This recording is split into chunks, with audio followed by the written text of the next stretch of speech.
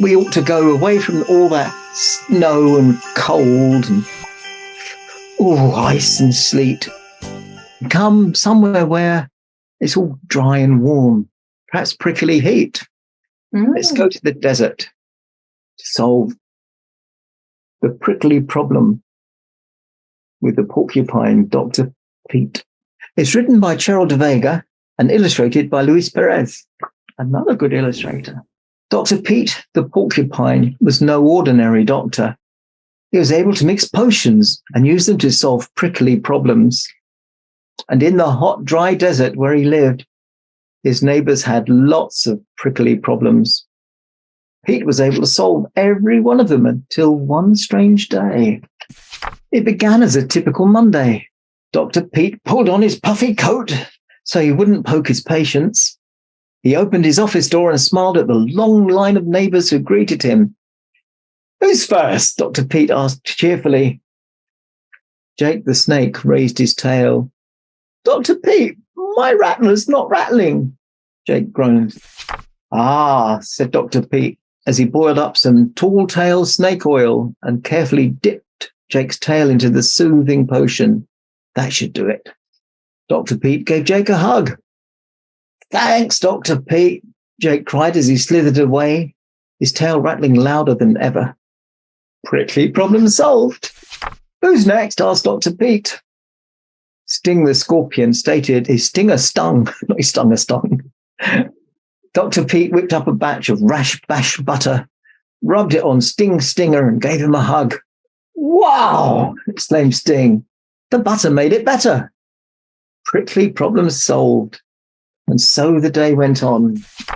Dr. Pete smeared flim-flam jam on Rhoda the Roadrunner's sore ankle and gave her a hug. Prickly problem solved. Liz the lizard's dry skin was treated with lizard lotion and a cuddle.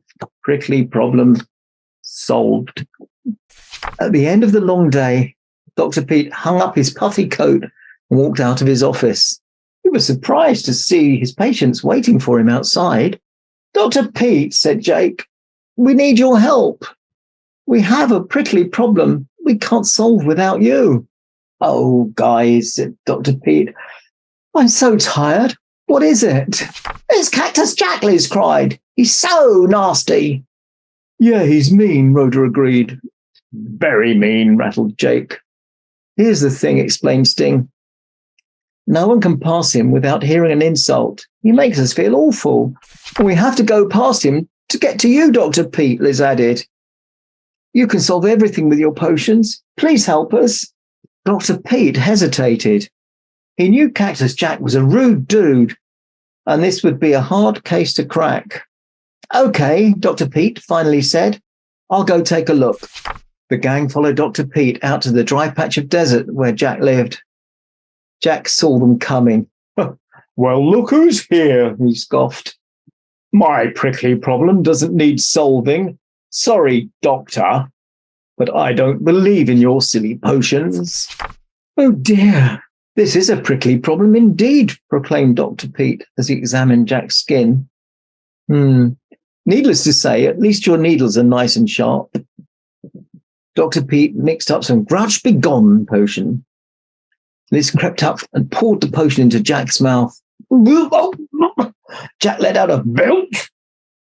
"Not working, Dr. Porky Spike," he spat. Dr. Pete mixed up some Cranky Cure. Then he applied no more mean cream. Nothing helped. "Sorry, guys. There's nothing more I can do here," Dr. Pete said, packing up his bag. As Dr. Pete turned to leave, he felt a drop of rain on his back. But wait, there wasn't a cloud in the blue desert sky. Dr. Pete shined a light up at Jack's eyes. "Jack," he asked gently, "are you crying?" "Nonsense," Jack replied. "Cacti don't cry." But seeing the tears gave Pete one last idea.